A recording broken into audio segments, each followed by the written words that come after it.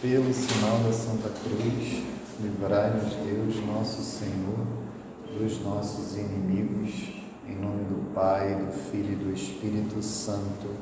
Amém.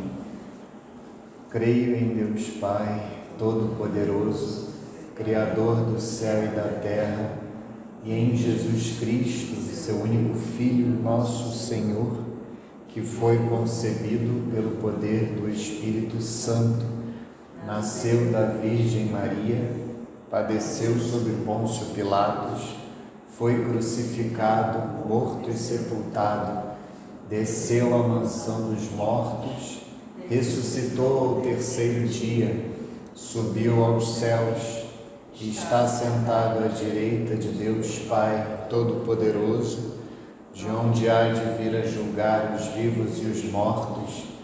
Creio no Espírito Santo, na Santa Igreja Católica, na comunhão dos santos, na remissão dos pecados, na ressurreição da carne, na vida eterna. Amém. Pai nosso que estais nos céus, santificado seja o vosso nome, venha a nós o vosso reino, seja feita a vossa vontade, assim na terra como no céu.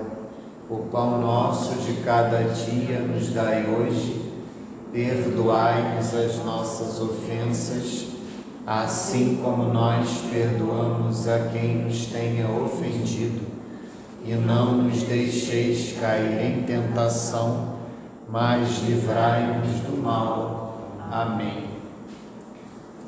Vinde, Espírito Santo, enchei os corações dos vossos fiéis e acendei neles o fogo do vosso amor. Enviai o vosso Espírito e tudo será criado e renovareis a face da terra. Oremos, ó Deus, que instruístes os corações dos vossos fiéis com a luz do Espírito Santo, fazei que apreciemos retamente todas as coisas, segundo o mesmo Espírito, e gozemos sempre da sua consolação. Por Cristo Senhor nosso. Amém. Ave Maria, cheia de graça, o Senhor é convosco. Bendita sois vós entre as mulheres, bendito é o fruto do vosso ventre, Jesus.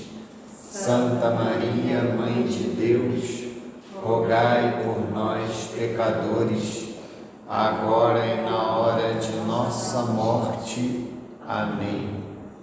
Santo anjo do Senhor, meu zeloso guardador, se a ti me confiou a piedade divina, sempre me rege e guarda, governa e ilumina.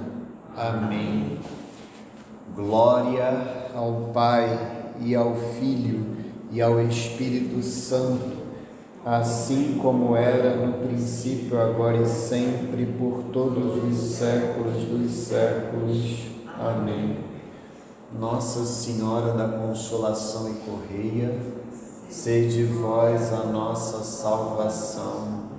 Glorioso e castíssimo São José, rogai por nós. Santo Agostinho, rogai por nós. Santa Mônica, rogai por nós. Santa Rita de Cássia, rogai por nós. Santa Madalena de Nagasaki, rogai por nós. São Pio X, rogai por nós. Estamos reunidos em nome do Pai, e do Filho, e do Espírito Santo.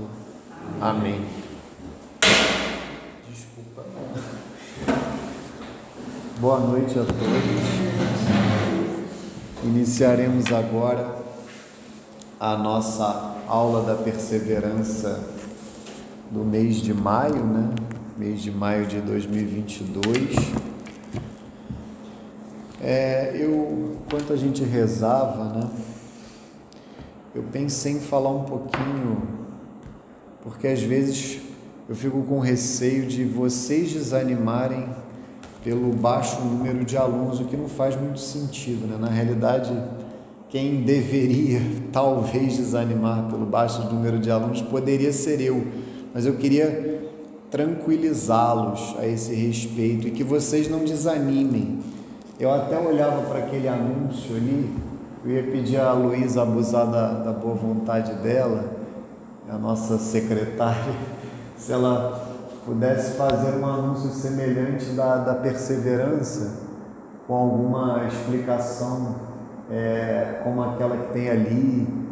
Não precisa da inscrição de QR Code, nada disso, mas para colocar aqui, talvez lá no quadro de avisos, se fosse possível, porque a nossa perseverança, me parece que a gente encontrou o modelo ideal depois de bater um pouquinho de cabeça aí durante alguns anos, que é uma vez por mês e num dia definido, eventualmente falha, mas graças a Deus não tem acontecido esse ano. Mas ano passado teve doença na família, na minha família, teve algumas viagens talvez, mas não tem falhado. E eu só queria realmente deixá-los muito tranquilos, assim, que eu não pretendo desanimar. Eu já esperava, é difícil você ter algo a médio, longo prazo, né, na igreja, que de alguma maneira tenha muita adesão. E essa não é uma preocupação. A minha preocupação realmente é mais com qualidade do que com quantidade, mas preciso dizer que é uma pena talvez que não haja mais pessoas. Então recomendo que vocês divulguem, porque é um grupo que pode ter, a pessoa pode vir uma vez, pode vir quando quiser e pode entrar também a qualquer momento. E a ideia é justamente ter um aprofundamento na fé. É uma coisa que falta hoje nas paróquias. Uma vez por mês, uma aula aí de 1h30, 2 horas, para aprofundar a fé em geral, temas importantíssimos, decisivos para a nossa salvação, para a nossa caminhada de fé. Então fica aí realmente assim, o esclarecimento que eu peço realmente que vocês não desanimem. Tem gente que acompanha no YouTube, não é a mesma coisa, claro, até porque tem a adoração antes. Eu tenho dificuldade por conta da minha família, dos filhos pequenos, mas quem pode chegar antes para a adoração faz todo o sentido, dá um caráter ainda mais espiritual. Mas eu realmente me comprometo a não desanimar enquanto Deus quiser que esse grupo exista, e peço que vocês também não desanimem, que vocês perseverem, e quando puderem estar presentes fisicamente, de fato faz diferença. Podem tirar dúvidas, e a gente tem esse contato também, é muito importante. E contem comigo assim para o que vocês precisarem fora, para tirar dúvidas. Vocês têm o meu contato. E hoje a gente vai ter uma aula muito importante. A gente teve uma aula em março sobre a devoção a São José, que é uma devoção obrigatória, né? Não é uma opção ser devoto de São José. Eu falava isso na aula. E no ano passado nós falamos também de 2 devoções importantíssimas, e uma delas tem tudo a ver com a aula de hoje, ou as duas. No ano passado, no mês de junho, nós falávamos da devoção, né, das devoções ao Sagrado Coração de Jesus, de Nosso Senhor Jesus Cristo, e ao Imaculado Coração de Nossa Senhora. Então hoje nós falaremos, e essas 2 devoções também são obrigatórias, tá, gente? Não é uma opção.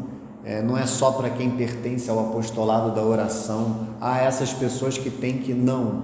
Nosso Senhor pediu muito claramente a Santa Margarida Maria de Alacoque a devoção ao seu Sagrado Coração, e que nós façamos as comunhões reparadoras das primeiras sextas-feiras, da mesma maneira que Nossa Senhora em Fátima pede a devoção ao seu Imaculado Coração para todos. Então não é uma opção, é um dever de todo fiel católico,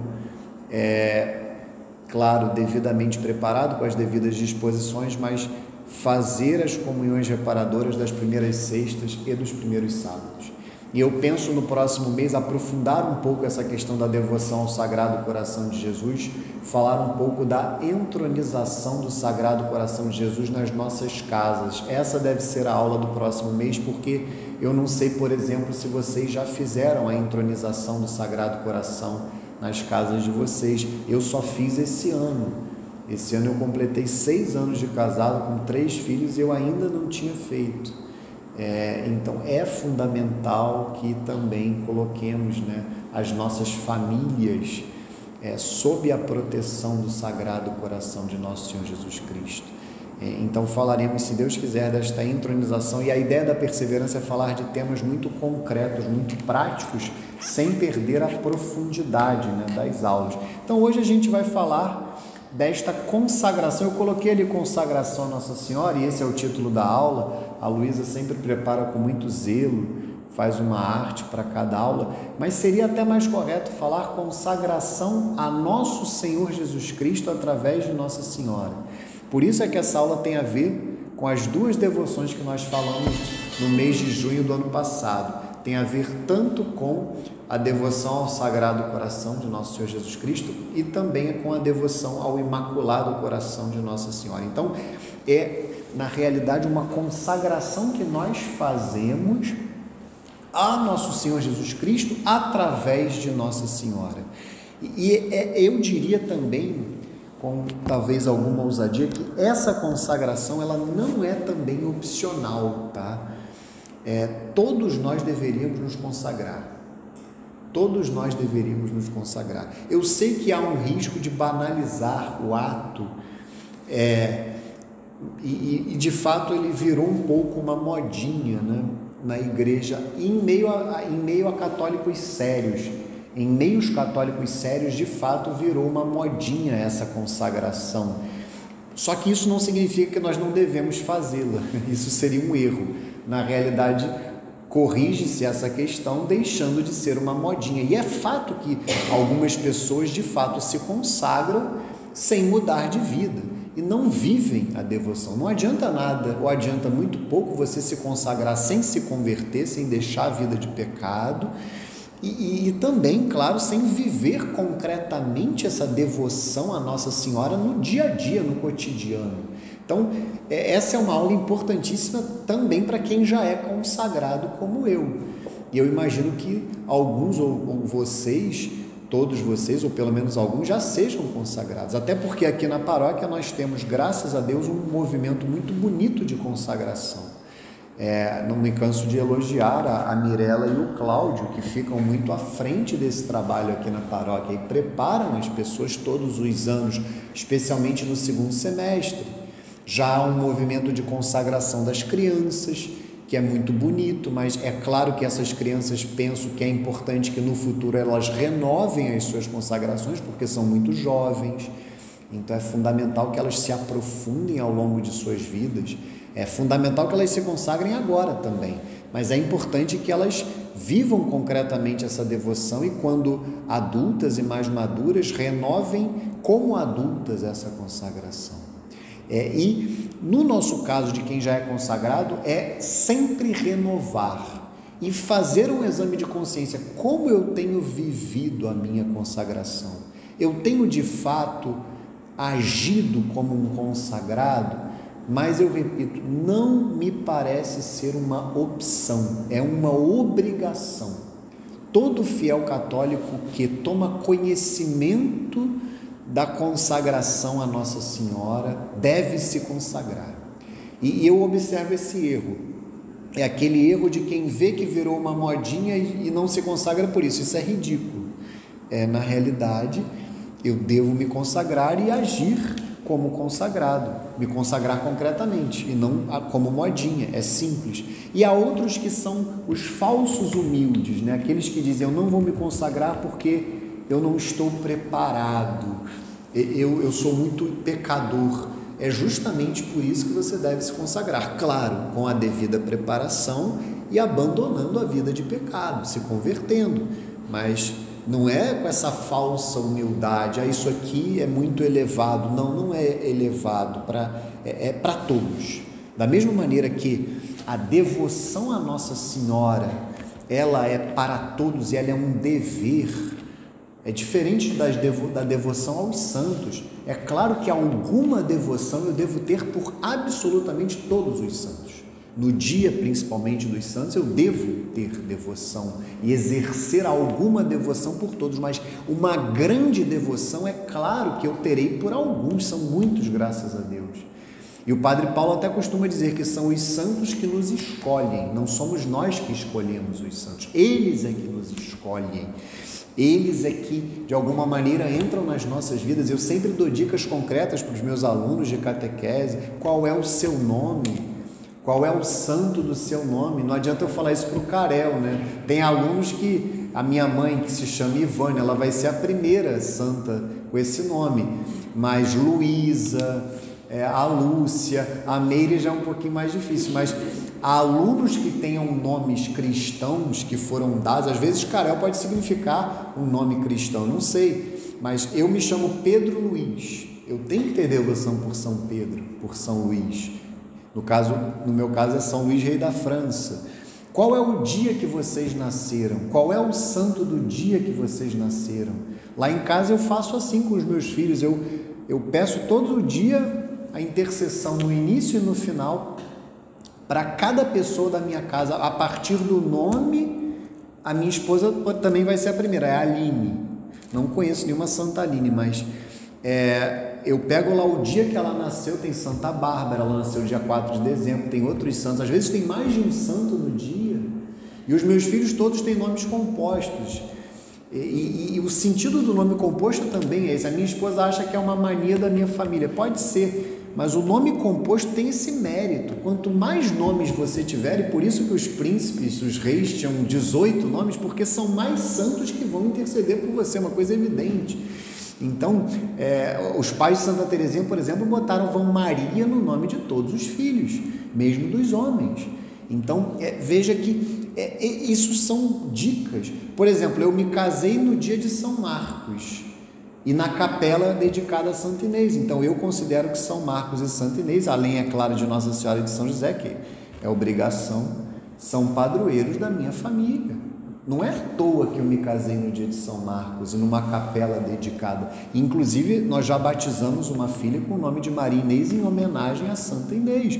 E eu espero ter mais um menino para poder botar o nome dele de Marcos José, né? O José Marcos, porque o meu filho se chama João Francisco, então eu quero homenagear São José e quero homenagear São Marcos. Então, vejam que é fundamental que vocês identifiquem, e às vezes será um santo que não tem nenhuma relação como essa das que eu coloquei. Meu irmão, por exemplo, tem uma devoção belíssima a São Pio de Pietreutina, até criou um grupo de oração com base nos modelos que São Pio criou. Mas vejam que essas grandes devoções, elas são opcionais, elas são pessoais. Existem 3 devoções que não são opcionais, que nós devemos ter. Eu até diria que mais, mas 3 principais: a devoção à Nossa Senhora, a São José e ao Santo Anjo da Guarda. Essas 3 toda pessoa deve ter. É claro que cada um terá pelo seu próprio anjo da guarda. Mas é claro que nós poderíamos pensar em São Miguel Arcanjo, que é o anjo da guarda da igreja, né? Como não ter devoção pelo anjo da guarda da igreja, que é São Miguel Arcanjo? Mas fiquemos com essas 3, Nossa Senhora, São José e o anjo da guarda. Nós devemos ter devoção, e ter devoção não é simplesmente andar com a camisa do santo, não é ouvir uma música do santo, não é ficar botando lá no status do WhatsApp, no Facebook, no Instagram. Ter devoção é recorrer concretamente a esses santos, nos momentos de tentação, nos momentos de dificuldade, nos momentos bons. Isso é devoção. A devoção tem que ser algo concreto. Um padre falava isso num recolhimento, até que o Carel estava presente também, no mês de abril, no início do mês de abril. O padre falava isso para nós, dessa devoção concreta que nós devemos ter a Nossa Senhora. Eu preciso ter uma devoção concreta, em que eu recorra concretamente ao santo, nesse caso a Nossa Senhora. E por isso é que eu coloquei aqui o tratado da verdadeira devoção à Santíssima Virgem Maria. Entendam que existem inúmeros métodos ao longo da história da Igreja para nos consagrarmos a Nossa Senhora. Inúmeros métodos foram formulados, desenvolvidos ao longo da história da Igreja, mas me parece que São Luís Maria Grignon de Montfort, que é o autor do Tratado da Verdadeira Devoção à Santíssima Virgem Maria, encontrou uma perfeição, um ápice.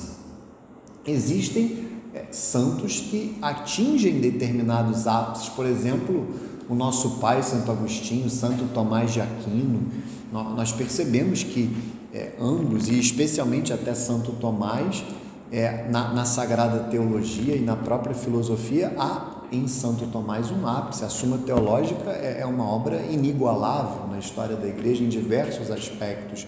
No que se refere à devoção a Nossa Senhora, me parece que esse pequeno livro é um ápice. E vejam que não é verdadeira devoção, não é porque as outras não sejam verdadeiras, é porque aqui há um ápice, aqui há uma excelência.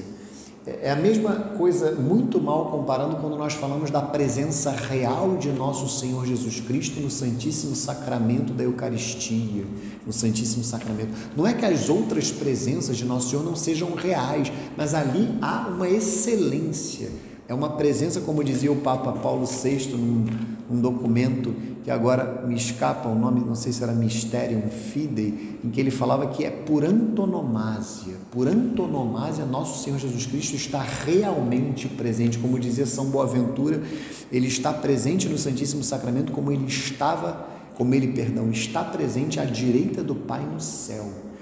Então aqui, muito mal comparando, há uma excelência. O que São Luís escreve, vejam que normalmente a palavra tratado ela é utilizada nas obras da Igreja para obras imensas, obras de fato tratados, obras e aqui é um pequeno livro, e um livro escrito numa linguagem muito simples.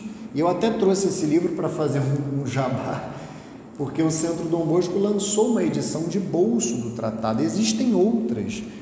Tem essa aqui, por exemplo, que ela é feita para ser lida dia a dia, né? Então cada dia você lê uma parte, mas eu trouxe essa aqui e vou dar aula com base nela.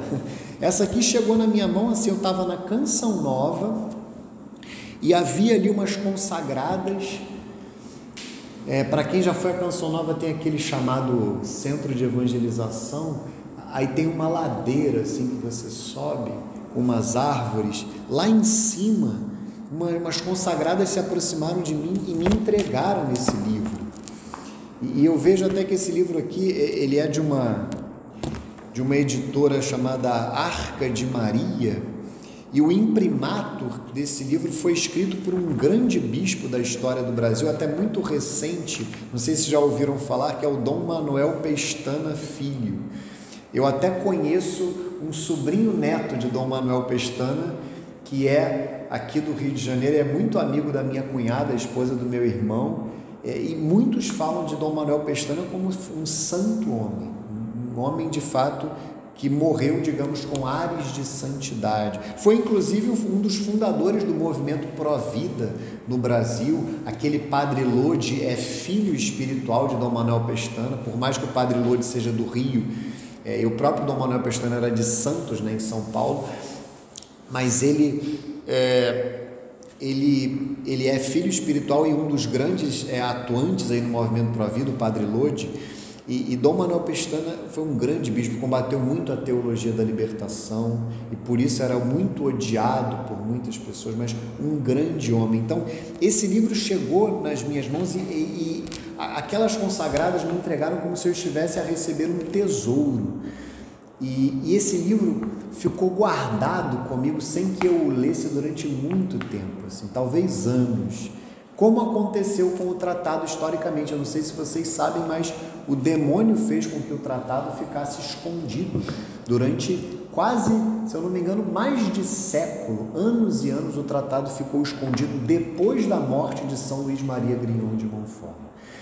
E esse livro é de fato um tesouro que nós precisamos descobrir. Isso vai de fato mudar a nossa vida. A devoção à Nossa Senhora é algo próprio do fiel católico. O meu pai também, né? Eu falo Santo Agostinho, nosso pai, porque todos vocês, todos nós aqui somos filhos de alguma maneira, em maior ou menor grau dessa paróquia, mas o meu outro pai, o São João Bosco, né? Que é meu pai lá no centro Dom Bosco, São João Bosco, aquele sonho famoso de São João Bosco, a gente vê ali os 3 traços característicos, né, do fiel católico principais: a devoção ao Santíssimo Sacramento da Eucaristia, a devoção à Nossa Senhora e a devoção ao Santo Padre, o Papa. Então vejam, a devoção à Nossa Senhora é algo que marca o fiel católico e marca especialmente os santos. Absolutamente todos os santos, leiam a vida de todos os santos, eles serão profundamente devotos do Santíssimo Sacramento da Eucaristia e também de Nossa Senhora. Então é algo que a gente precisa valorizar muito. E perdão a capa soltou essa semana, o livro está bem gasto, isso é bom sinal, mas é claro que eu tenho que cuidar dele, né? Mas o fato é que eu pretendo hoje ficar apenas na introdução, que é o que eu fiz inclusive numa aula que eu dei no Centro Dom Bosco. Quem quiser também assistir essa aula, eu posso mandar no grupo depois, eu tenho que achar lá no canal do YouTube do Centro Dom Bosco, mas eu dei uma aula, na época que a gente lançou o tratado, eu dei uma aula no Centro Dom Bosco para falar desse assunto. E é muito apropriado nós falarmos também desse assunto sob uma ótica um pouco mais escatológica, porque São Luís Maria Grignion de Montfort, ele fala dos apóstolos dos últimos tempos, ele fala desses devotos de Nossa Senhora que viverão nos últimos anos, nos últimos tempos. É claro que nós não estamos necessariamente nos últimos tempos, contudo, nós vivemos em tempos delicados. Eu vou utilizar uma palavra leve. Nós vivemos em tempos muito delicados e são muitos os sinais que mostram que nós estamos pelo menos no preâmbulo dos últimos tempos, pelo menos no preâmbulo. Isso está muito de acordo não só com o livro do Apocalipse, mas também com as próprias aparições de Nossa Senhora, as aparições mais recentes. Isso é uma coisa até que a gente pode aprofundar aqui na Perseverança para o futuro, as aparições de Nossa Senhora e as suas mensagens, mas são tempos que indicam que nós estamos pelo menos no preâmbulo. Tinha um padre, se eu não me engano era um jesuíta argentino, que é o padre Leonardo Castellani, foi profundo estudioso do final dos tempos, e ele dizia que ele não lia os jornais ou não via os noticiários, que quando ele queria saber das notícias do dia, ele lia o livro do Apocalipse, né? Então, isso hoje e na época do padre Castellani, que viveu na primeira metade do século XX, é muito verdade. Então, é fundamental que nós tenhamos também esse senso de sede de santidade, né? É a nossa santidade que apressa a vinda de nosso Senhor Jesus Cristo. É a nossa busca pela perfeição cristã, a busca pelo crescimento espiritual. E isso passa necessariamente pela consagração a Nossa Senhora. Que eu gosto de definir a consagração a Nossa Senhora, não sou eu, é o Padre Paulo Ricardo, mas a definição que o Padre Paulo deu, que eu mais gostei, é que a consagração ela é um transplante de coração. Então, na origem, ali na raiz da consagração, como na própria raiz da vida espiritual, essas virtudes são as duas virtudes fundantes do edifício espiritual: a fé e a humildade. A humildade de reconhecer que o nosso coração é incapaz de amar nosso Senhor Jesus Cristo como Ele deve ser amado. E por isso é que a consagração, na realidade, é a nosso Senhor Jesus Cristo. Então, em primeiro lugar, eu devo ter a humildade, pedir essa graça a Deus de reconhecer que o meu coração é incapaz de amar. nosso Senhor como Ele deve ser amado. Só que aí vem a fé. A fé me mostra que houve um coração, há um coração e haverá por toda a eternidade um coração que ama nosso Senhor Jesus Cristo como Ele deve ser amado. E esse coração é o Imaculado Coração de Nossa Senhora. Nossa Senhora ama nosso Senhor como Ele deve ser amado. Então é muito belo, e como o dito popular fala, né, que coração de mãe sempre cabe mais um, né? E isso se aplica com perfeição ao coração de Nossa Senhora. Ele está aberto para todos nós, para que nós nos unamos a ela para amar nosso Senhor Jesus Cristo. Entendam que a coisa não para em Nossa Senhora, e São Luís vai falar, e essa é uma barreira também. Eu falei daqueles que, porque virou modinha, né? Esses são os espíritos de porco, né? Os do contra, né? Não virou modinha, então eu não vou fazer. Ele só quer fazer aquilo que ninguém faz, né? Para ser diferente. Existem os falsos humildes que acham que não são capazes, que não são dignos de se consagrar e não se consagram, que é uma falsa humildade, porque os verdadeiramente humildes se decidem pela consagração. Mas também existem os devotos escrupulosos, que são aqueles católicos que têm uma mentalidade protestante a respeito de Nossa Senhora. Eles acham que se aproximar demais de Nossa Senhora é uma ofensa a nosso Senhor Jesus Cristo. Eles acham que eles não podem ter tanto amor a Nossa Senhora, porque eles amarão menos. Isso é um erro, e é um erro que a gente atesta na própria experiência da vida espiritual. É claro que isso é notório se nós estudarmos, nós nos aprofundarmos na palavra de Deus, na Escritura, na doutrina da igreja, mas eu diria que na própria experiência da nossa vida espiritual concreta. Eu não sei vocês, mas para mim é evidente, quando eu rezo uma Ave Maria bem rezada, ao final dessa Ave Maria, o meu amor por nosso Senhor Jesus Cristo cresceu. Quando eu beijo uma imagem de Nossa Senhora, quando eu, com amor a ela, me aproximo dela, automaticamente eu amei mais nosso Senhor. Isso é notório. Percebam, quando vocês rezarem um terço, ou fizerem alguma devoção concreta a Nossa Senhora, algum ato de devoção, vocês perceberão que vocês vão crescer no amor a nosso Senhor. Isso é claríssimo, isso é evidente.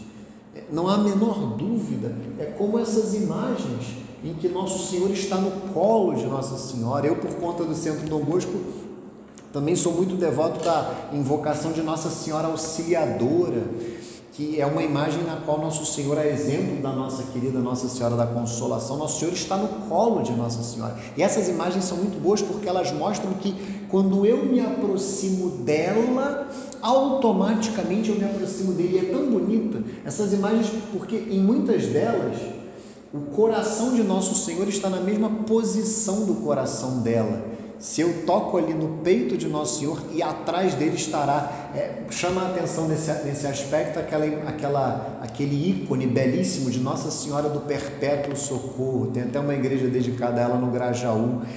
O coração de Nosso Senhor muitas vezes está na mesma posição, e aqui mostra que quando eu me aproximo do Imaculado Coração de Nossa Senhora, eu necessariamente me aproximo do Sagrado Coração de Nosso Senhor Jesus Cristo. Então isso tem que estar muito claro para nós.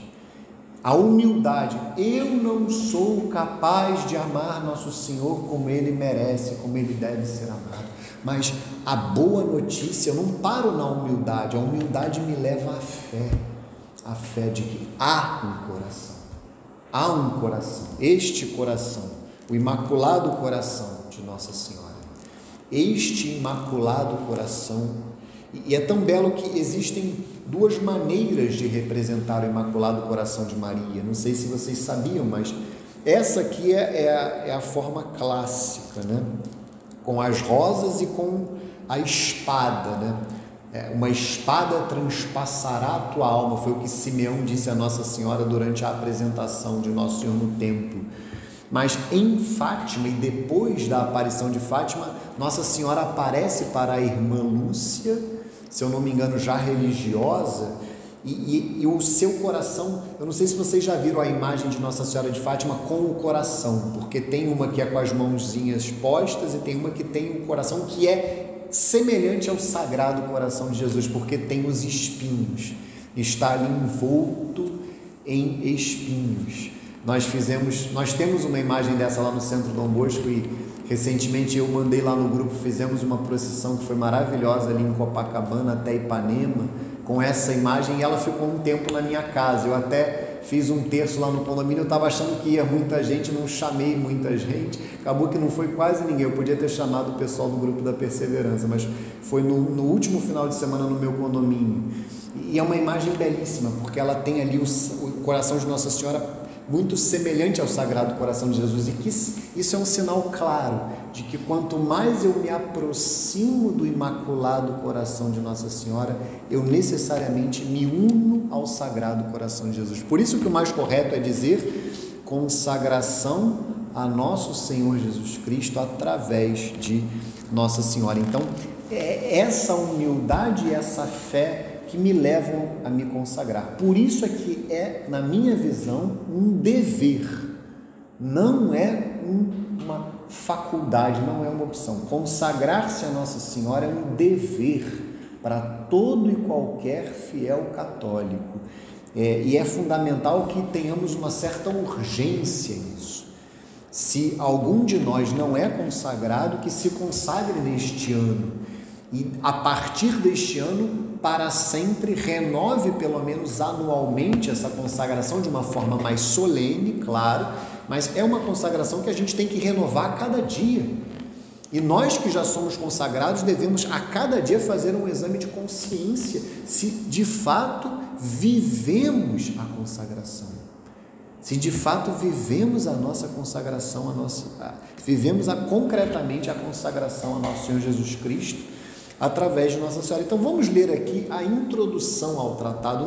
Não terei tempo, de dar detalhes. Eu até peço que vocês rezem, porque eu pretendo gravar um curso sobre o tratado lá no Centro Dom Bosco, e ele vai ficar disponível no YouTube.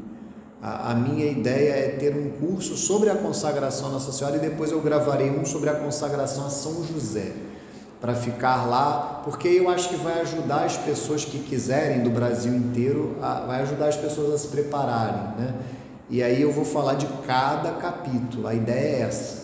Peço que vocês rezem para que a minha desordem pessoal permita que esse projeto vá adiante, mas a ideia é fazer isso sim, se Deus quiser, se for da vontade de Deus, que assim seja. Então vamos aqui à introdução. E eu vou ler nesse livro aqui por conta da letra um pouco maior e até da subdivisão que é feita aqui.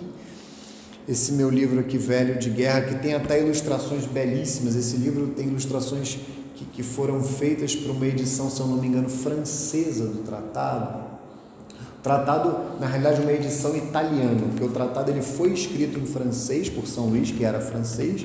Eu também sou Pedro Luiz e devo ser devoto por isso de São Luís Maria Grignon de Montfort, tem o mesmo nome que eu, ou eu tenho o mesmo nome que ele. Então vamos lá, introdução. Maria no desígnio de Deus.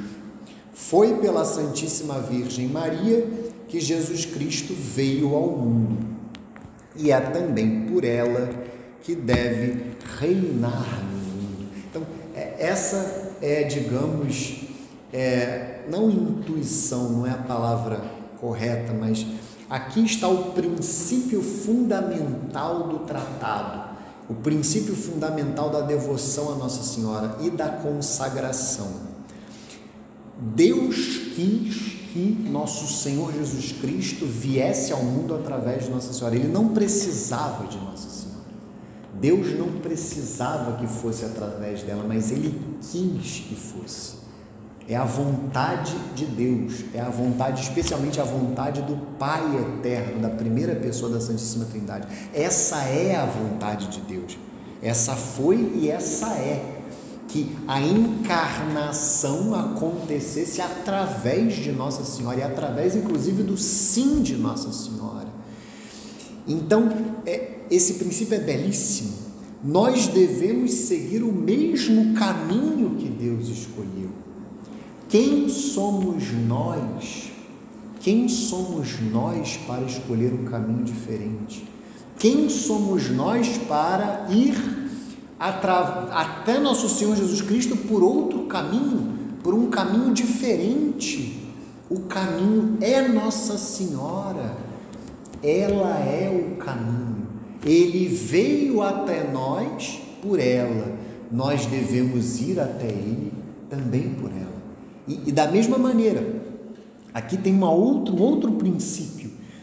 Ele veio ao mundo através dela, mas também é através dela que ele deve reinar no mundo. Então aqui tem, digamos, a encarnação pessoal, digamos assim, mas também poderíamos dizer a encarnação social de Nosso Senhor. Ele deve reinar, o reinado social de Nosso Senhor, ele deve reinar concretamente em meio a todas as estruturas sociais, desde a família até as nações, através de Nossa Senhora, de maneira que nós poderíamos afirmar que o reinado social de Nosso Senhor Jesus Cristo, que é a doutrina da Igreja, essa história, isso vale uma aula na perseverança também, essa história de Estado laico, entendam que isso é uma falácia, não deveria existir Estado laico. O Estado ele não pode estar alheio ao verdadeiro Deus e à verdadeira religião. O Estado laico é um Estado ateu. E mais do que ateu, o Estado laico é um Estado inimigo de Deus, inimigo da religião. É o que nós vemos na prática da nossa sociedade. Quem são perseguidos? Os católicos. E o Deus verdadeiro é que é perseguido. As falsas religiões, muito pelo contrário. Elas muitas vezes são protegidas e incentivadas. Então entendam, o Estado ele deve reconhecer o Deus verdadeiro e a verdadeira religião. Então o reinado social de Nosso Senhor Jesus Cristo, eu espero dar uma aula sobre isso, talvez mais próximo da festa de Cristo Rei. Eu vou pegar um documento chamado Quais Primas, do Papa Pio XI, e ensinar a partir dele o reinado social de Nosso Senhor, mas depende do reinado social de Nossa Senhora. Nossa Senhora, para que Nosso Senhor reine em cada coração, em cada família, em cada bairro, cidade, estado e nação, em cada empresa, em cada instituição pública e privada, para que Nosso Senhor reine, Nossa Senhora deve reinar. Isso é notório nas nossas vidas, na nossa vida individual. Quanto mais eu me aproximo dela, mais eu me aproximo de Nosso Senhor. Mas isso vale para as nossas famílias. Quando eu coloco uma imagem de Nossa Senhora na minha casa, como isso aproxima a minha família concretamente de Nosso Senhor Jesus Cristo. Então, assim deve ser. Nosso Senhor veio ao mundo através dela, é por ela também que Ele deve reinar. E aí São Luís vai falar justamente agora da humildade de Nossa Senhora, a partir do parágrafo 2 do tratado. Durante a vida, Maria permaneceu muito oculta. É por isso que o Espírito Santo e a Igreja lhe chamam Alma Mater, mãe escondida e secreta. A sua humildade foi tão profunda que não teve na terra atrativo mais poderoso nem mais contínuo que o de se esconder de si mesma e de toda criatura, para que só Deus a conhecesse, a fim de atender aos pedidos que ela lhe fez, para que a ocultasse, empobrecesse e humilhasse. Aprouve a Deus ocultá-la na sua conceição e nascimento, na sua vida, mistérios, ressurreição e assunção, aos olhos de quase toda criatura humana. Seus próprios pais não a conheciam, e os anjos perguntavam muitas vezes entre si: quem é esta? Cântico dos Cânticos 8, versículo 5. Porque o Altíssimo lhe a escondia, ou se alguma coisa lhes revelava a seu respeito, infinitamente mais lhes ocultava. Deus Pai consentiu em que ela não fizesse milagres em vida, pelo menos manifestos, embora lhe tivesse dado poder para isso. Deus Filho permitiu que quase não falasse, embora tendo-lhe comunicado a sua sabedoria. Deus Espírito Santo deixou que os seus apóstolos e evangelistas falassem muito pouco sobre ela, apenas o necessário para dar a conhecer Jesus Cristo, apesar de ela ser a sua esposa fiel. Então vejam que Nossa Senhora é de fato profundamente humilde, e ela mesma fala isso dela própria no canto do Magnífica, né? Deus olhou para a humildade, para a pobreza da sua serva. Então, Nossa Senhora é profundamente humilde, por isso ela é profundamente santa, profundamente agraciada e grande. E é interessante que em algum momento aqui do tratado São Luís falará que diante de Deus, Nossa Senhora é menor do que um átomo, ou mesmo nada. Nossa Senhora é um nada diante de Deus. O próprio São Luís falará. Mas é tão engraçado o Padre Paulo tem um curso de preparação para a consagração em que ele fala algo fundamental e que todo protestante deveria ouvir. Diante de Deus ela não é nada, mas diante de nós ela é muita coisa. E esse é o ponto. Eu não sou Deus. O Padre Paulo é engraçado que ele começa a falar, sai da cadeira de Deus, ele começa a gritar assim no meio da aula, sai da cadeira de Deus, que ela não... Porque de fato o que os protestantes fazem é isso. Eles dizem que diante de Deus ela não é nada, e eles tratam Nossa Senhora como um nada. Então o que é isso? É se colocar no lugar de Deus, é evidente. Se eu digo que diante de Deus ela não é nada, e eu trato Nossa Senhora como um nada, é evidente. Eu me considero Deus, mesmo que sem consciência disso. E isso é erradíssimo. Pensem no plano humano. Vocês aqui, vocês têm um apreço por mim e eu tenho por vocês.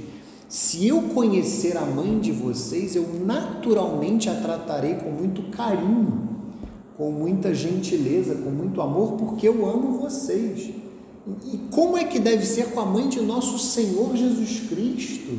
Deus que se fez homem, pelo amor de Deus, é profundamente desordenado esse desprezo que nós vemos nos protestantes por Nossa Senhora e que infelizmente se infiltrou na Igreja Católica.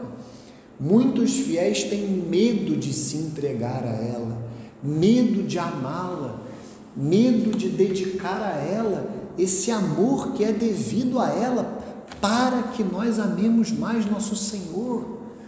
Entendam que nada para em Nossa Senhora, ela é toda de Deus, ela é toda do Filho, ela constantemente aponta, como nas bodas de Caná, fazer tudo o que Ele vos disser, nada para nela, tudo o que nós dirigimos para ela, qualquer ato de fé, de esperança, de caridade, de amor, vai diretamente para nosso Senhor Jesus Cristo.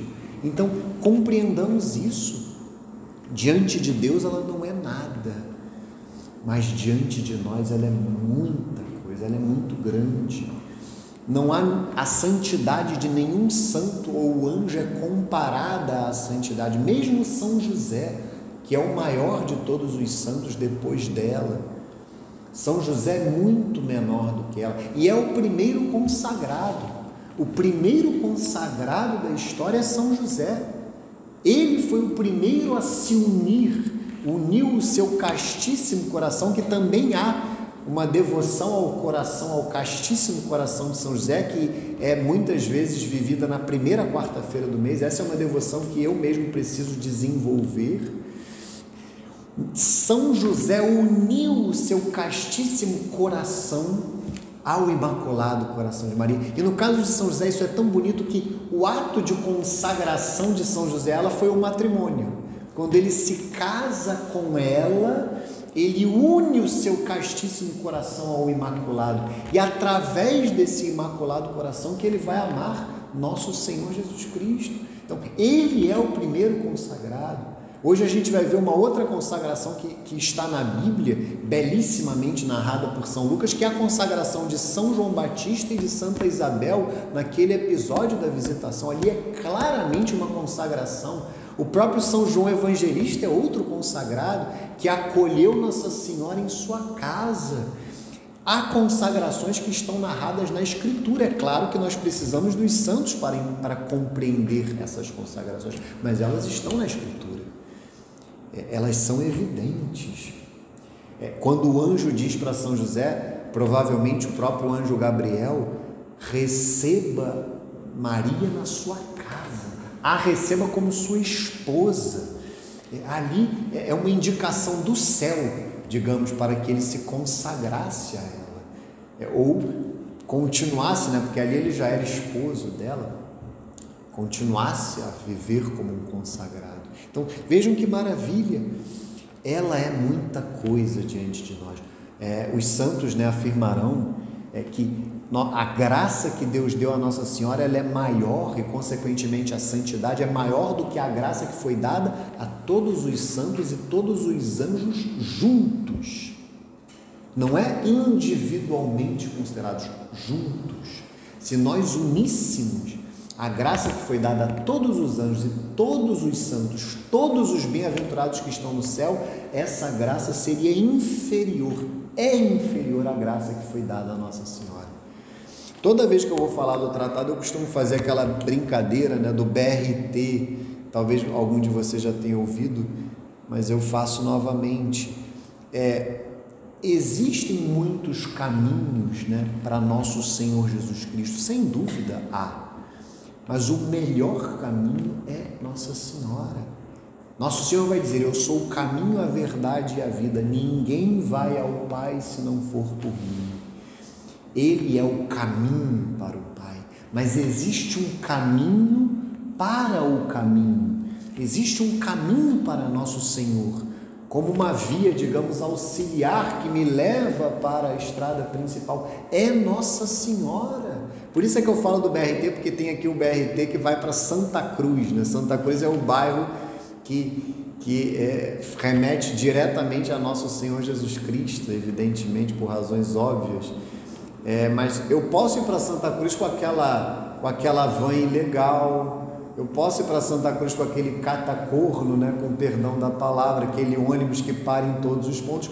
Presumamos que o BRT funcionasse, né, que na prática não funciona muito, mas o BRT ele é um ônibus moderno, é um ônibus que não para em todo ponto, que ali caminha numa pista só para ele. Isso é Nossa Senhora em direção a Santa Cruz, em direção a Nosso Senhor.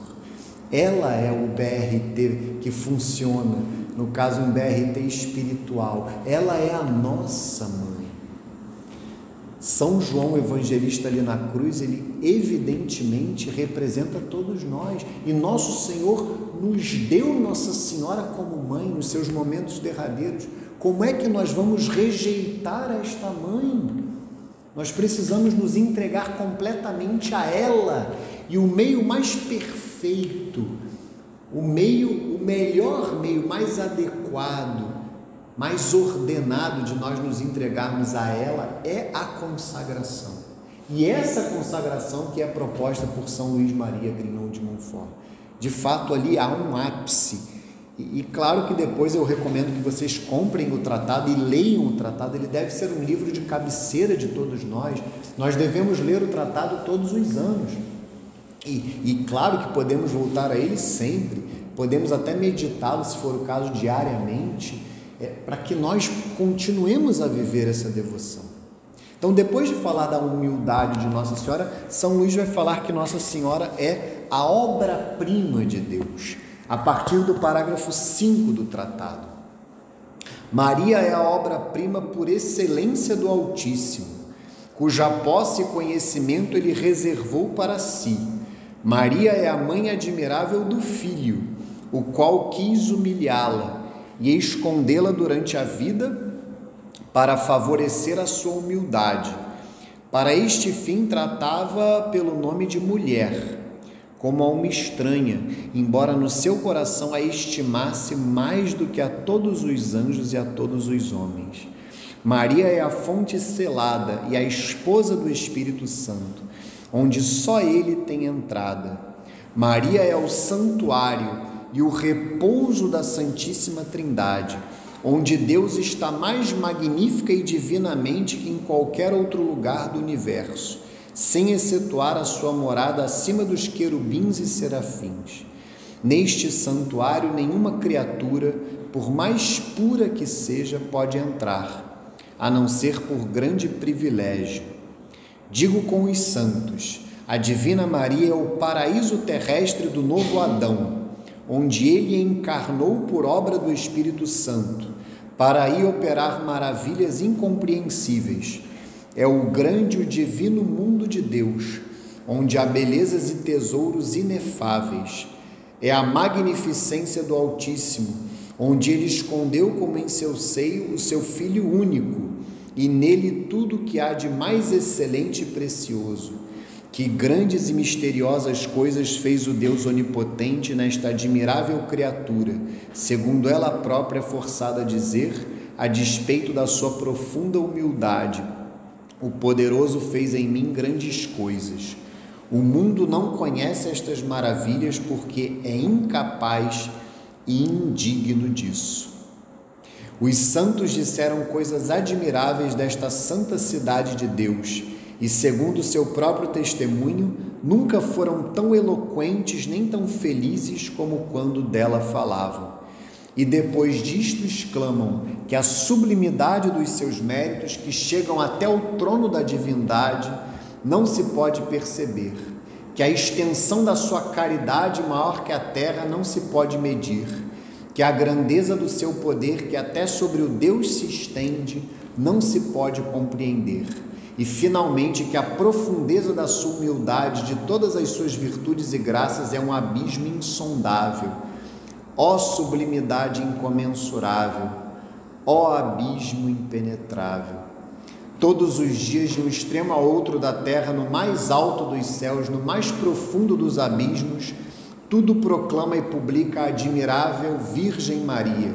Os 9 coros dos anjos, os homens de ambos os sexos, idades, condições ou religiões, os bons e os maus e até os mesmos demônios são forçados a chamá-la bem-aventurada. Quer queiram, quer não, a isso os obriga a força da verdade. Como diz São Boaventura, todos os anjos lhe cantam no céu incessantemente: Santa, Santa, Santa Maria, Mãe de Deus e Virgem. E todos os dias lhe oferecem milhões de vezes a saudação angélica: Ave Maria, prostrando-se na sua presença e pedindo-lhe a mercê de os honrar com algumas das suas ordens. O próprio São Miguel, disse Santo Agostinho, embora seja o príncipe de toda a corte celeste, é o mais diligente em lhe prestar toda espécie de homenagens e em fazer com que lhe as tributem. Constantemente aguarda a honra de por ela ser mandada em auxílio a alguns dos seus servos. Toda a terra está cheia da sua glória, particularmente entre os cristãos, que a tomam por patrona e protetora em muitos reinos, províncias, dioceses e cidades. Quantas catedrais consagradas a Deus sob a sua invocação! Não há igreja sem um altar em sua honra, região ou cantão sem alguma de suas miraculosas imagens, ante as quais toda espécie de males são curados e se alcança toda espécie de bens. Quantas confrarias e congregações em sua honra, quantos institutos religiosos colocados sob o seu nome e proteção, quantos confrades e irmãs daquelas confrarias, quantos religiosos e religiosas de todos esses institutos publicam os seus louvores e anunciam as suas misericórdias. Não há criancinha que, balbuciando a Ave Maria, a não louve. Não há pecador, por mais empedernido, que não tenha ao menos uma centelha de confiança nela. E não há até demônio algum no inferno que, temendo-a, a não respeite. Depois disto, é forçoso a dizer com os santos: de Maria nunquam satis, isto é, Maria não foi ainda suficientemente louvada e exaltada, honrada, amada e servida. Merece ainda muito maior louvor, respeito, amor e serviço. Por isso devemos dizer com o Espírito Santo: toda a glória da filha do rei lhe vem do interior. É como se toda a glória exterior que o céu e a terra lhe tributam a porfia não fosse nada em comparação com o que recebe interiormente do Criador. As pequenas criaturas desconhecem essa glória por não poderem penetrar no mais íntimo segredo do Rei. Depois de tudo isto, temos de exclamar com o apóstolo: nem os olhos viram, nem os ouvidos ouviram, nem o coração do homem compreendeu as belezas, as grandezas e a excelência de Maria, o mais sublime milagre da graça, da natureza e da glória. Se quereis compreender a mãe, diz um santo, procurai compreender o filho. Ela é a digna mãe de Deus, que toda a língua aqui emudeça. Foi o meu coração que ditou o que acabo de escrever com particular alegria, a fim de mostrar como Maria Santíssima tem sido insuficientemente conhecida até agora, e como é esta uma das razões por que Jesus Cristo não é conhecido como deve ser. Se é certo que o conhecimento e o reino de Jesus Cristo se estabelecerão no mundo, não será mais que uma consequência necessária do conhecimento e do reino da Santíssima Virgem Maria. Ela deu Jesus Cristo ao mundo a primeira vez e há de fazê-lo resplandecer também segunda vez. Vejam que maravilhoso, e aqui se encerra a introdução do tratado. Vejam que maravilha que é o tratado, e como São Luís capricha realmente na tinta, né?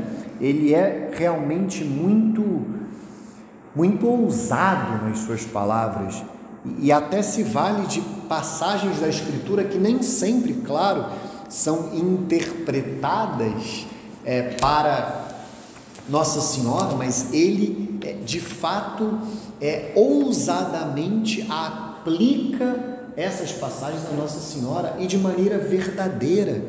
Eu diria que São Luís, com o tratado, ele mata o protestante que existe nas nossas almas. É fundamental que nós entendamos isso. Há sim uma tendência protestante dentro da igreja, e nós precisamos estar atentos a isso, atentos a essa infiltração da mentalidade protestante dentro dos recantos católicos e dentro dos nossos próprios corações. E no que diz respeito à devoção a Nossa Senhora, esse livro é um santo remédio para, de fato, acabar com qualquer resquício de mentalidade protestante em nós a respeito de Nossa Senhora.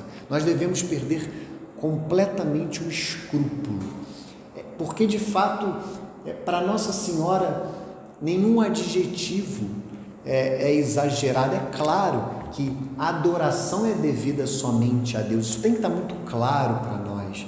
É tão bonito, parece que Nossa Senhora apareceu para São Pio de Petreutina, e São Pio afirma que ele só não pensou que ela fosse uma deusa porque a fé católica o levava para o lado contrário, digamos assim. A fé católica é muito clara que nós devemos ter devoção por Nossa Senhora, ou veneração.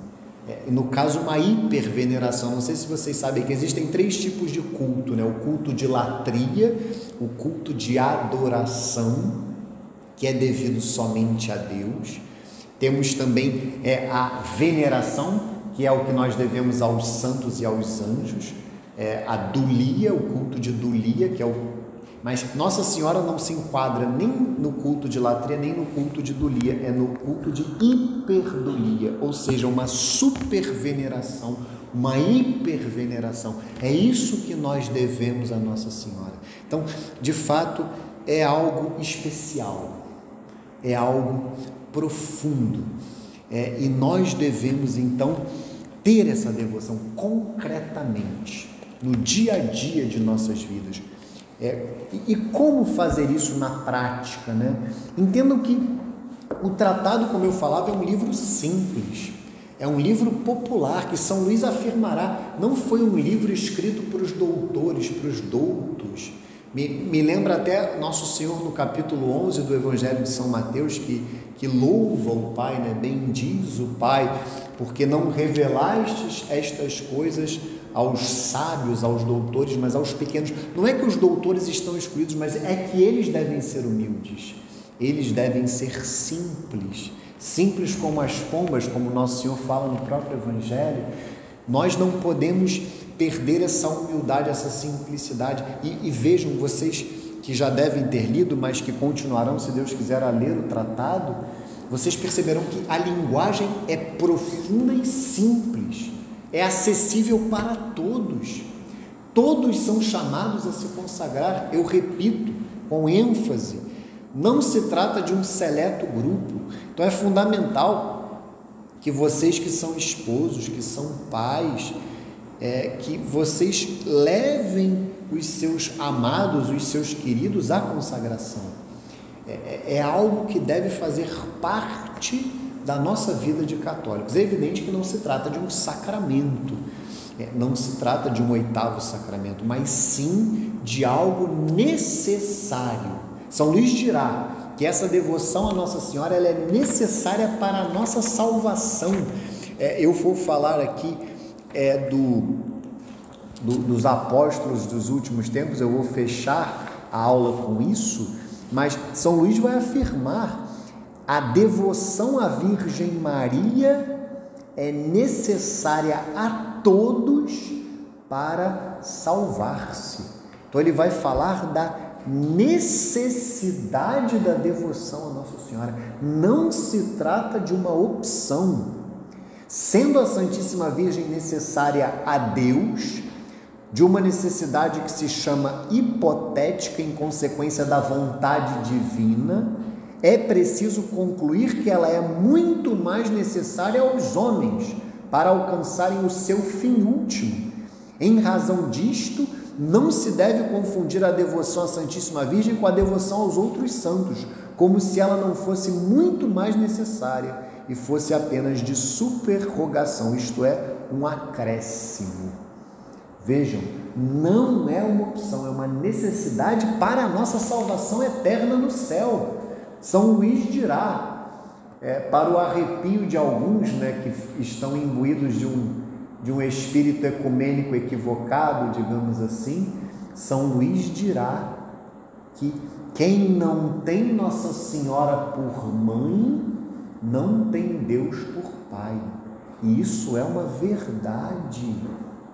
Eu não posso rejeitar Nossa Senhora como minha mãe. Isso desagrada profundamente o coração de nosso Senhor Jesus Cristo, isso ofende a Deus. Nossa Senhora, ela foi necessária para a nossa salvação, porque Deus quis se encarnar através dela.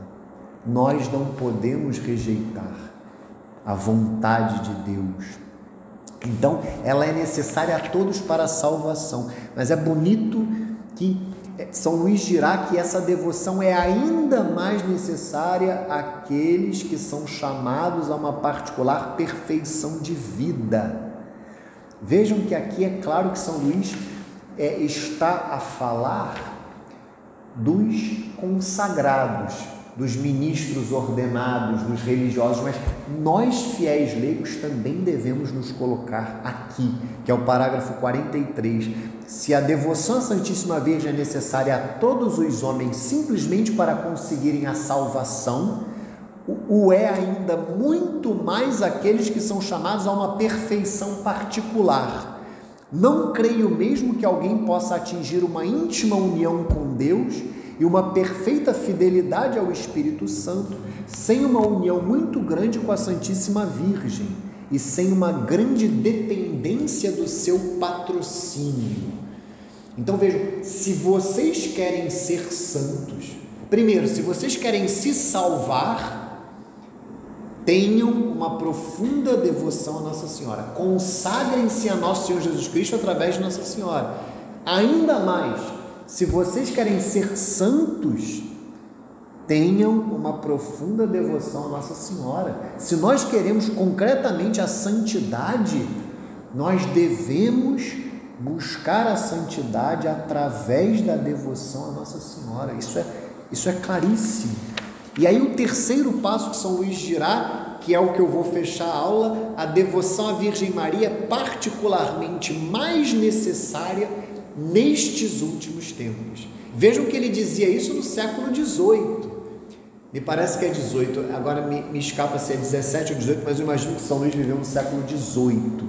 No século XVIII, São Luís Maria Grignion de Montfort já falava nestes últimos tempos. Nós estamos no século XXI, mais próximos. É claro que todo fiel católico deve viver como se o seu tempo fosse o último. Isso é o que Nosso Senhor falava da vigilância. Nós devemos ter esta virtude da vigilância, vigiai e orai, estarmos preparados para a morte, porque o último tempo também significa a morte. Eu posso morrer a qualquer momento, então eu tenho que estar preparado para este encontro com o nosso Senhor. Mas também num sentido histórico, nós devemos viver. Os cristãos da igreja primitiva, os fiéis da igreja primitiva viviam como se estivessem nos últimos tempos. E nós, no século XXI, muitas vezes vivemos relaxados, desatentos. Então, São Luís vai afirmar que, olha que bonito que ele vai afirmar, a devoção à Virgem Maria é particularmente mais necessária nestes últimos tempos. Parágrafo 47.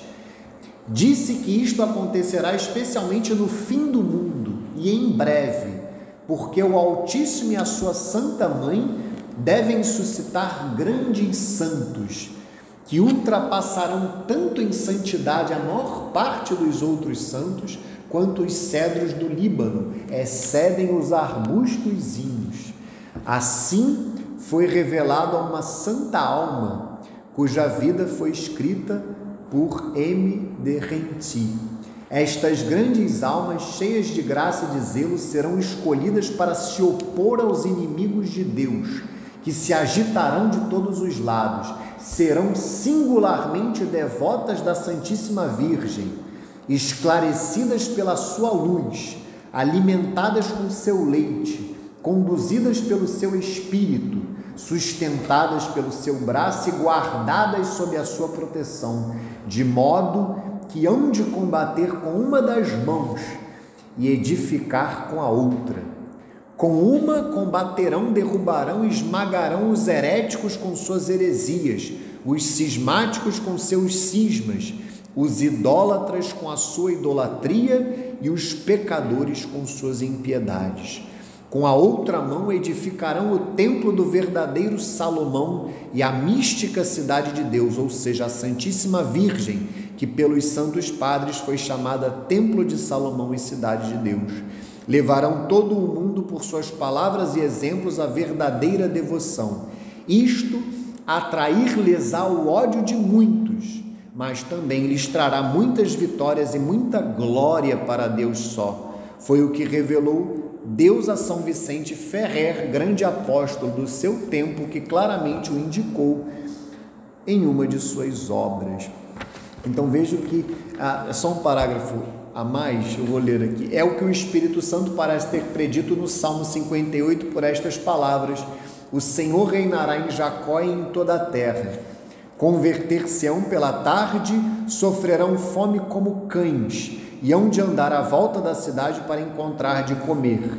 Esta cidade, à volta da qual os homens andarão no fim do mundo para se converterem e saciarem a sua fome de justiça, é a Santíssima Virgem, chamada pelo Espírito Santo morada e cidade de Deus. Então veja que São Luís afirma que no final dos tempos Deus suscitará grandes devotos de Nossa Senhora, que ele chamará mais à frente de apóstolos dos últimos tempos.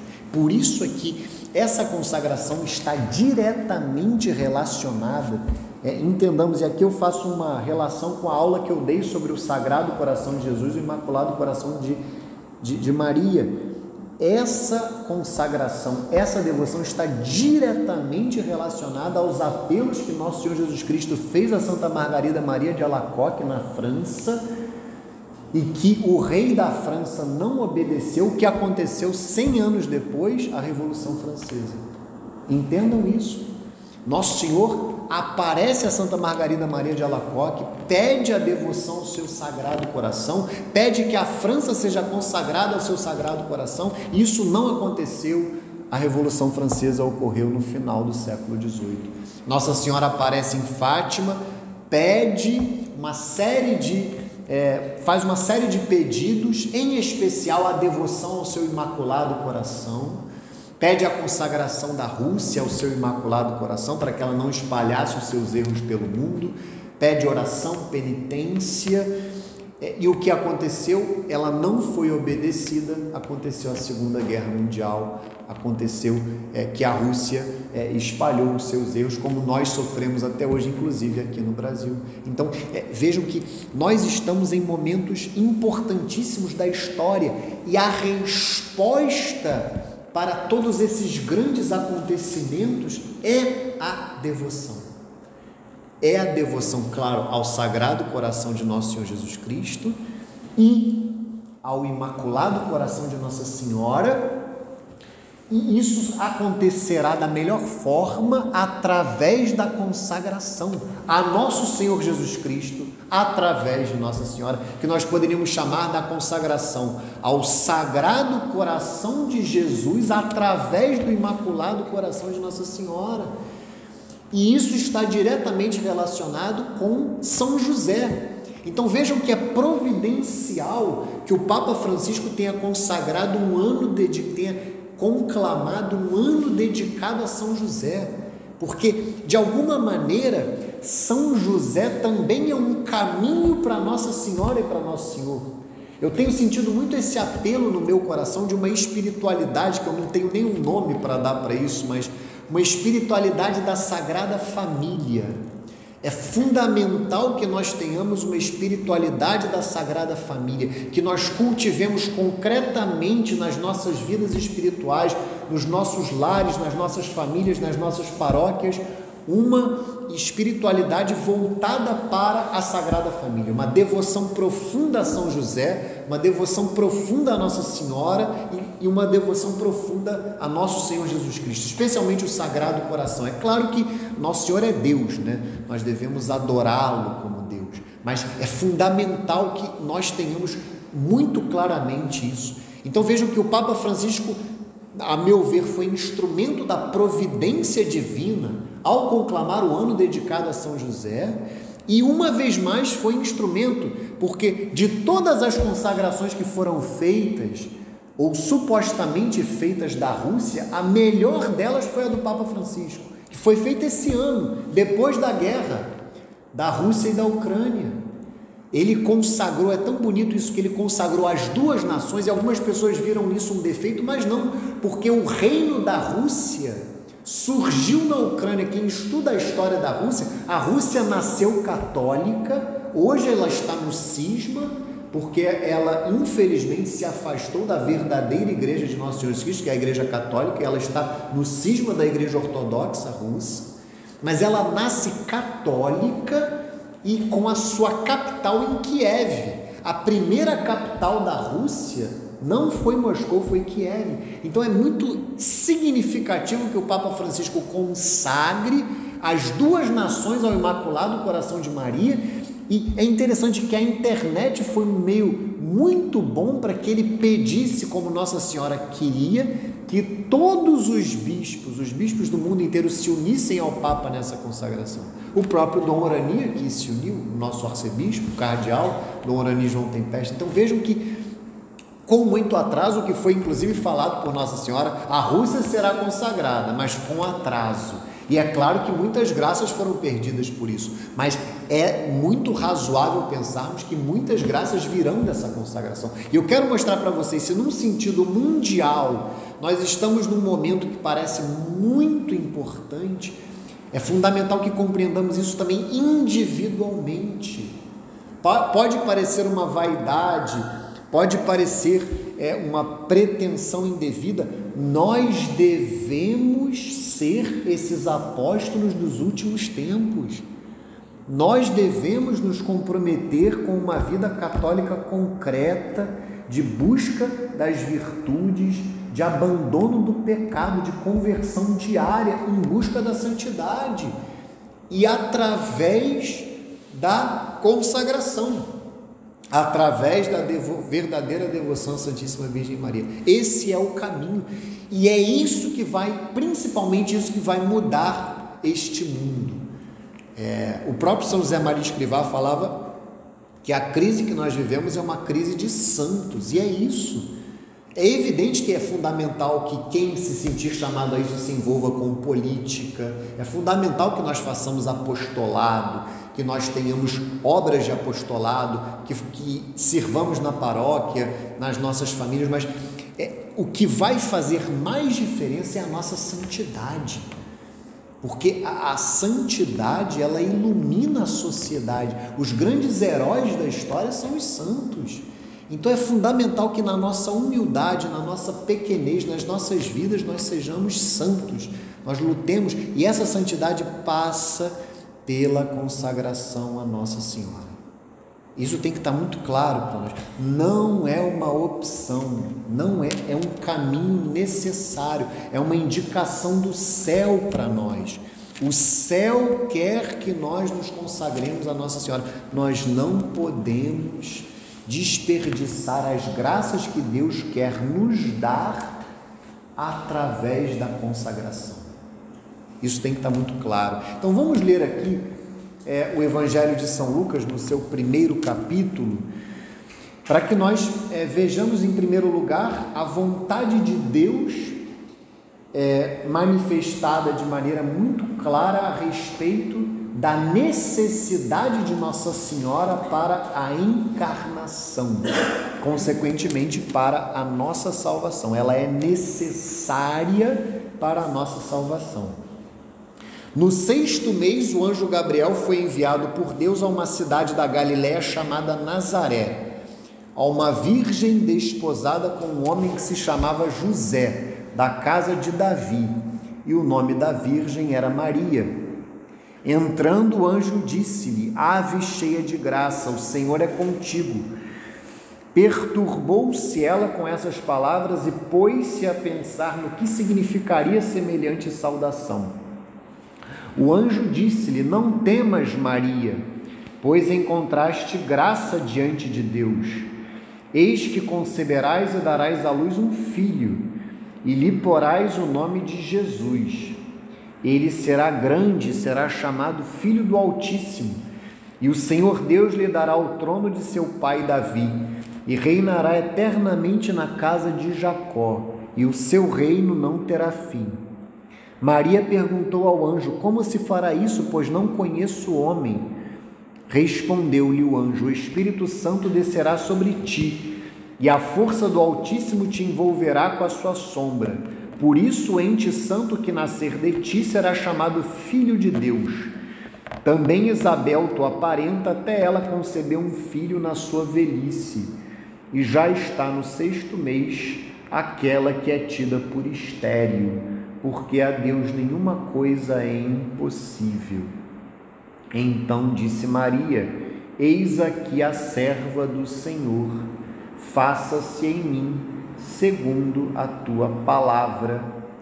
E o anjo afastou-se dela. A melhor tradução é até: Eis aqui a escrava do Senhor, faça-se em mim segundo a tua palavra. Então aqui de maneira muito clara a necessidade de Nossa Senhora para a encarnação, a necessidade de Nossa Senhora para a nossa salvação, a necessidade de Nossa Senhora para que nosso Senhor Jesus Cristo Deus que se fez homem, se fizesse carne no seu ventre.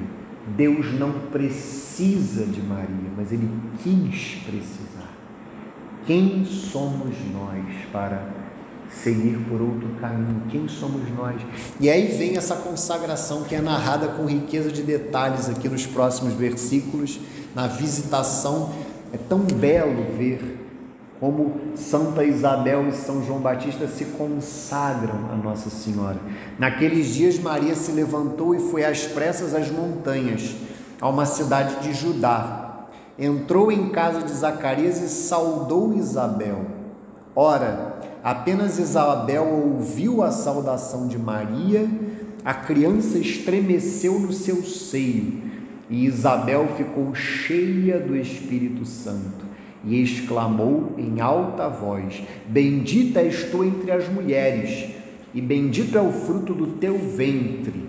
Donde me vem esta honra de vir a minha mãe de meu Senhor? Pois assim que a voz de tua saudação chegou aos meus ouvidos, a criança estremeceu de alegria no meu seio. Bem-aventurada és tu que creste, pois se hão de cumprir as coisas que da parte do Senhor te foram ditas. Então aqui tem muitas partes que podem ser ressaltadas, mas chama muito a atenção que no versículo 41, apenas Isabel ouviu a saudação de Maria, a criança estremeceu no seu seio, e Isabel ficou cheia do Espírito Santo, a saudação de Nossa Senhora. É bonito que na carta aos Romanos, São Paulo dirá que o amor de Deus foi derramado em nossos corações graças ao Espírito Santo que nos foi dado. De alguma forma, podemos dizer que o Espírito Santo ele é o amor de Deus em pessoa divina. E como esse amor de Deus é derramado em nossos corações? De inúmeras formas, mas o caminho preferencial é a devoção a Nossa Senhora. É claro, é evidente quando nós comungamos, é evidente que existem diversos caminhos, mas o fato é que tudo deve passar por Nossa Senhora, até na comunhão. São Luís, por exemplo, quando ele fala da comunhão, ele diz que quando a gente comunga, nós temos que pedir a Nossa Senhora que naquele momento nos unamos a Nosso Senhor como ela é unida a Ele, que através dela nós cheguemos a Ele na comunhão. Então vejam que tudo pode e deve passar por ela, como foi aqui. O amor de Deus encheu Isabel pela saudação de Nossa Senhora. O amor de Deus, que é o Espírito Santo, encheu Isabel, encheu a alma de Isabel através da saudação de Nossa Senhora. Nós vamos agora viver daqui a pouco, hoje começa a vigília de Pentecostes, né? Que é a mãe de todas as vigílias, a novena de Pentecostes, que é a mãe de todas as novenas, porque a primeira novena da história da igreja aconteceu a partir de hoje, né? Que deveria ser o dia da Ascensão, que infelizmente não é feriado, então é colocado no domingo, mas hoje é o dia próprio para a Ascensão. Então hoje começa a novena de Pentecostes. Quem estava no cenáculo com os apóstolos quando o Espírito Santo foi derramado? Nossa Senhora. Por isso ela é chamada de Rainha dos Apóstolos. Essa invocação de Rainha dos Apóstolos vem de Pentecostes. O próprio São Lucas afirma no livro dos Atos dos Apóstolos, lá no capítulo 1, que estavam com os apóstolos as mulheres, dentre elas a mãe de nosso Senhor Jesus Cristo. Então vejam que individualmente o Espírito Santo encheu Santa Isabel, encheu a alma de Santa Isabel com a saudação de Nossa Senhora. Poderíamos dizer que socialmente ou de maneira universal, o Espírito Santo encheu a igreja em Pentecostes através de Nossa Senhora, ela como Rainha dos Apóstolos. Por isso é que é fundamental que nós ouçamos essa saudação, que é a consagração. A consagração é esse ouvir a saudação de Nossa Senhora para ficar cheio do amor de Deus, para crescer no amor. É esse o ponto, é ouvir. E vejam aqui, bendita és tu entre as mulheres, e bendito é o fruto do teu ventre, é o versículo 42, que completa a Ave Maria, que havia sido, quem começa a Ave Maria, a primeira parte da Ave Maria, é São Gabriel, ave cheia de graça, o Senhor é contigo, bendita, diz Santa Isabel, bendita. Aqui é muito bonito, porque quanto mais eu bendigo a mãe, necessariamente eu bendigo o Filho, eu bendigo nosso Senhor Jesus Cristo.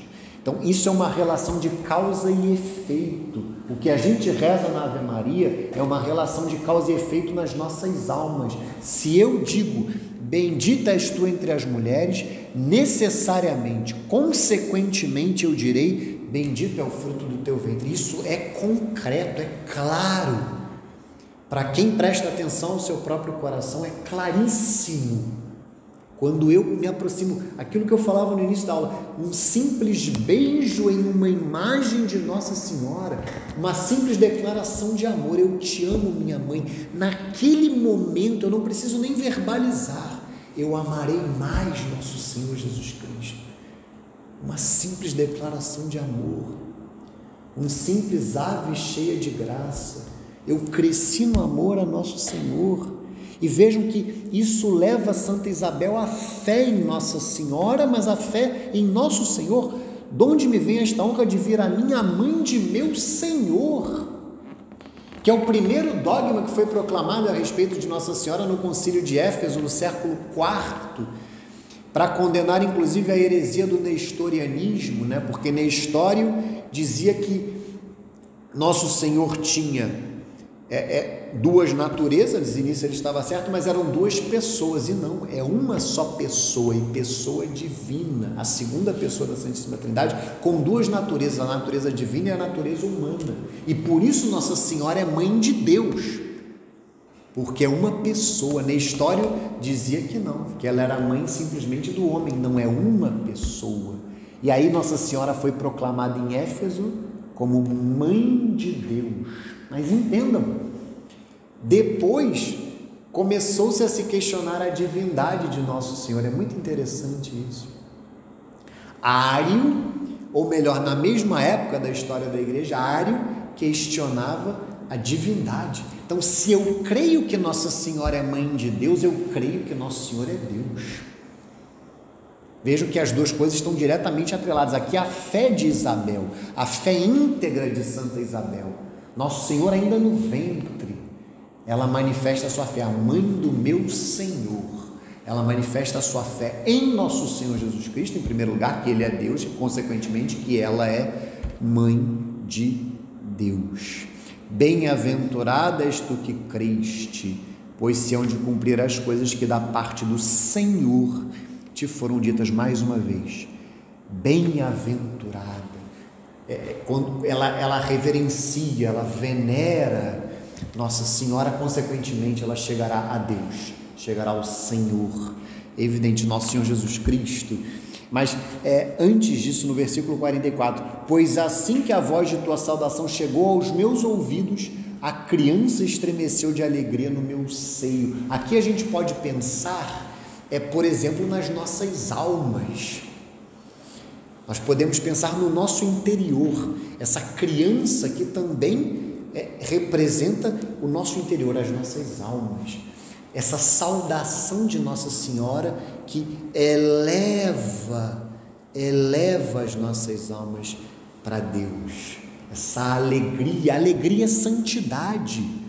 A criança estremeceu de alegria, alegria é sinônimo de santidade, bem-aventurança. Felizes, alegres, são os santos, os bem-aventurados. Então, vejam que maravilha, é necessária esta devoção, esta consagração à santidade.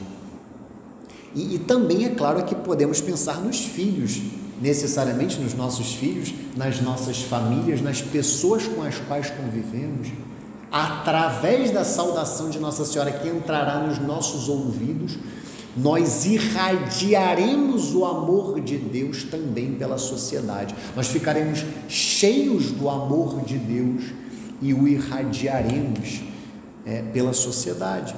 E para a gente fechar, eu vou só ler esse belíssimo canto do Magnífica, que vai do versículo 46 ao 56. E Maria disse: minha alma glorifica ao Senhor, meu espírito exulta de alegria em Deus meu Salvador, porque olhou para a sua pobre serva. Por isso desde agora me proclamarão bem-aventurada todas as gerações, porque realizou em mim maravilhas aquele que é poderoso e cujo nome é santo. Sua misericórdia se estende de geração em geração sobre os que o temem. Manifestou o poder do seu braço, desconcertou os corações dos soberbos, derrubou do trono os poderosos e exaltou os humildes, saciou de bens os indigentes e despediu de mãos vazias os ricos. Acolheu a Israel, seu servo, lembrado da sua misericórdia, conforme prometera a nossos pais em favor de Abraão e sua posteridade para sempre. Vejam que daria para comentar muitas coisas aqui, mas eu fico apenas com o versículo 48. Desde agora, ou seja, daqui por diante, para sempre, me proclamarão bem-aventurada todas as gerações. Não é uma opção, não é um capricho, não é um adorno, é uma obrigação, é um dever moral proclamar Nossa Senhora bem-aventurada todas as gerações, para sempre. Então todas as pessoas são chamadas a se consagrar a Nossa Senhora. E aí, para a gente fechar efetivamente, eu gostaria de simplesmente colocar aqui, para que a gente saia dessa aula com, de fato, essa sede de santidade, o que São Luís diz a respeito dos apóstolos dos últimos tempos. Quem são os apóstolos dos últimos tempos? Nós temos que sair daqui com essa sede, essa vontade de sermos esses apóstolos, profundamente devotos de Nossa Senhora. É fundamental que nos comprometamos com isso. E nos comprometamos não é com grandes devaneios, com grandes projetos. Se Deus quiser de nós grandes coisas, que assim seja. Nós devemos ter, de fato, uma magnanimidade, uma virtude de pensar grande. Isso é muito importante. O católico pensa grande, o católico é magnânimo, mas sem descuidar das pequenas coisas, dos pequenos detalhes, dos deveres de Estado. Ano passado nós tivemos uma aula, se eu não me engano, foi em agosto do ano passado, nós tivemos uma aula sobre os deveres de Estado. Nós não podemos nos descolar da nossa realidade concreta, cotidiana. É nela que nós temos que ser santos, é nessa realidade. Mas vejamos quem são os apóstolos dos últimos tempos, porque tem um detalhe muito belo da consagração.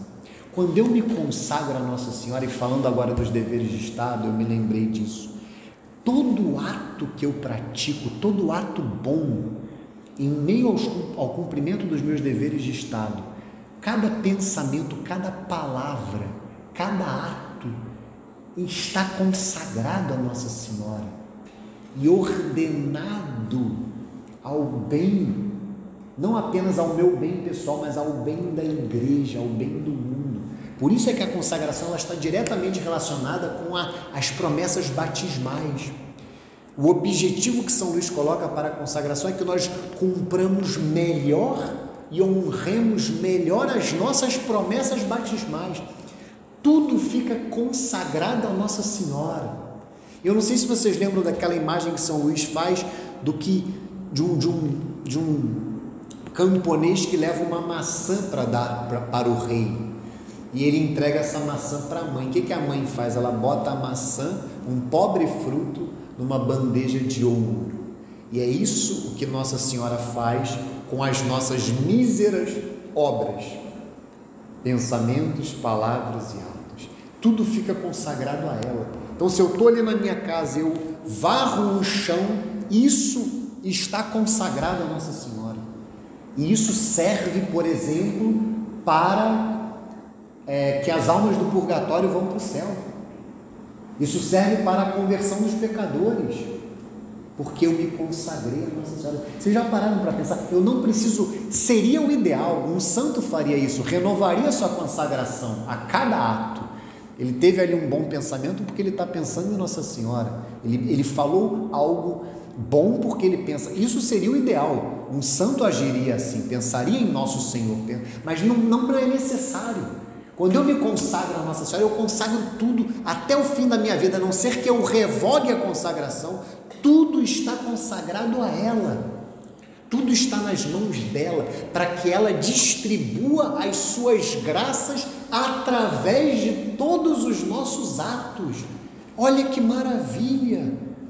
Quantas graças serão derramadas sobre o mundo se muitas pessoas se consagrarem a Nossa Senhora. Não é uma opção. Então vejamos aqui, eu não vou falar mais nada, eu prometo, eu só vou ler os apóstolos dos últimos tempos, a gente reza uma Ave Maria para fechar a aula.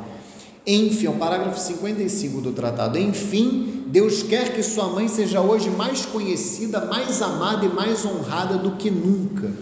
Isso acontecerá sem dúvida se os predestinados entrarem com a graça e a luz do Espírito Santo na prática interior e perfeita que seguidamente lhes descobrirei.